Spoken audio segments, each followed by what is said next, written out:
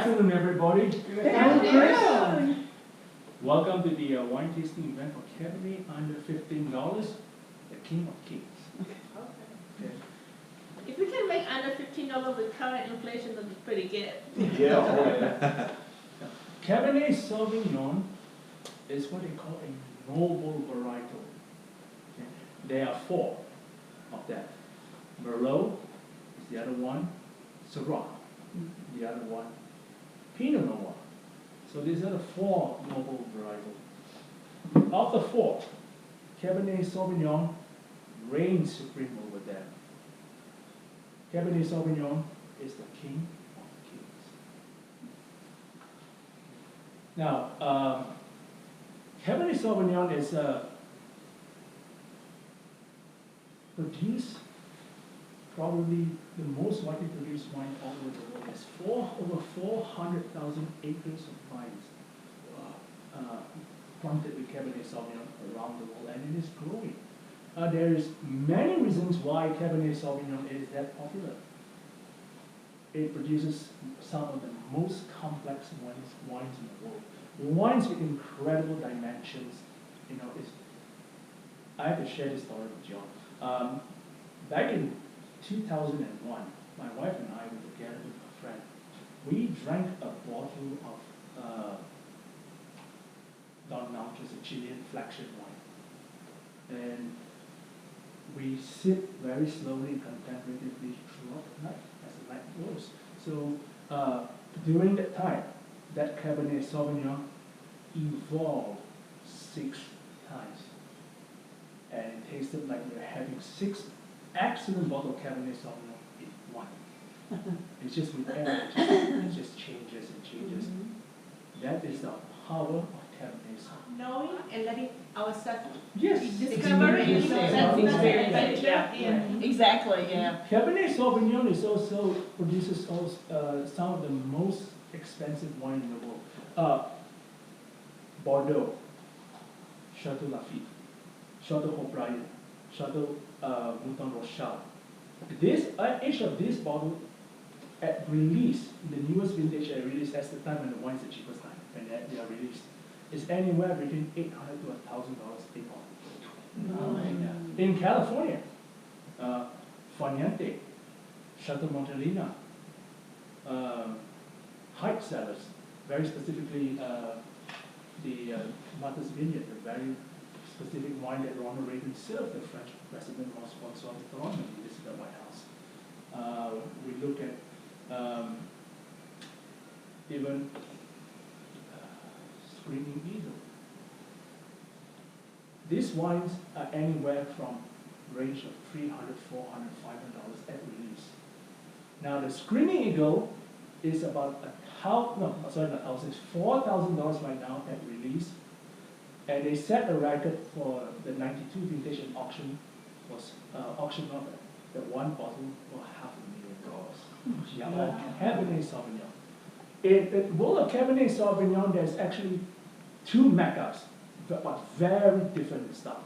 On one hand, you have the traditional Bordeaux, France. And in Bordeaux, France, they produce what they call an old world style. Now on the other side, the other mecca is California. And California produces what we call the New World style. Now the Old World style Cabernet Sauvignon is more, they strive for more balance, but the fruit is more restrained, with higher acidity and tannin way to the forward. And they are a better wine when it comes to pairing with food. Now, on the other hand, the New World Cabernet. New World Cabernets are ripened more fully. You see them in alcohol level 13.5%, sometimes up to 50%. They're big and voluptuous. They are rich in flavors, and they are very fruit forward. Makes it very easy to drink without food, as well as you can still pair it with, with food as well. The Australian call it a fireplace wine. That's because Australian version, Australia is a new world. The other version is far more obscene and bigger. That's Australia. Yeah. So That is what it is. So Cabernet Sauvignon history is fairly recent. Compared to the other noble varietal, it's only dated back in the 17th century when Cabernet Sauvignon was first discovered. It was discovered in Bordeaux. It was a creation of the freak of nature, an accidental cross between a very uninspiring red wine we call it Cabernet Franc. And guess what? I think a lot of people's favorite acidic white wine, Sauvignon Blanc. So it was born out of that. You know, nobody did it, was just accident, was just discovery. That's how it came about. So again, what I mentioned just now, that the two significant producers, the two influential things, the Old World and the New World. Among the Old World that produces Cabernet, that includes literally the entire Europe and stuff. The New World, those that follows California wheat, include Chile, Australia, New Zealand, Argentina. They did that. Now, in this wine tasting, our objective is going to be, can we find a wine that reminds us, because it's 15, we're looking for a wine that, at $15 and under, something that we can, buy and enjoy every day. So we want to find a wine that can remind us of a much more expensive wine. Also, if it's good tasting, it may not, if it does not taste like Cabernet, it can be a little challenging to find a wine that is priced which tastes actually like Cabernet. But is it good tasting? It can be good tasting. So we kind of have two objectives actually. How are we going to start the wine tasting? Now, the first thing I'm going to be handing out everybody is this glass.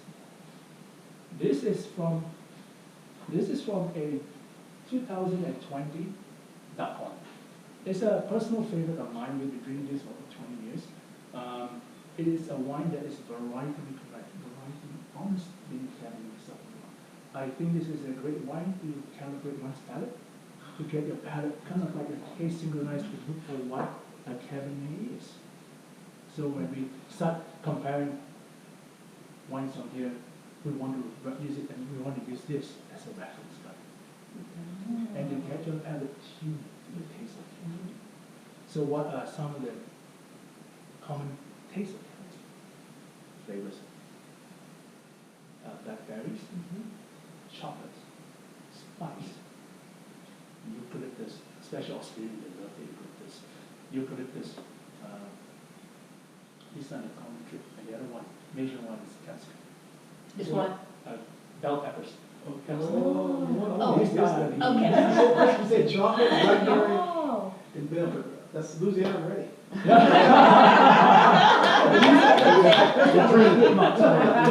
That's my new trend. Yeah, I think everybody will have a variation on their style, but these are the common mark. And then again, with wine tasting, I don't know how many of you have been to a formal wine tasting in the past. This is my first. First? Yeah. Okay. Remember, there is no right or wrong Right. to wine tasting. How are you going to perceive the wine, taste and sniff the wine? How are you going to perceive it? Is based on your lifelong experience in your palate. Someone might just go out and they say, oh, smell and say, oh, shit, it smells like hospice. It's not wrong. I mean, it is my own experience. So, Well, let me tell you what, that's what I think Heineken smells like. Yeah. Yes. Oh. yeah, the extra time with the tasting.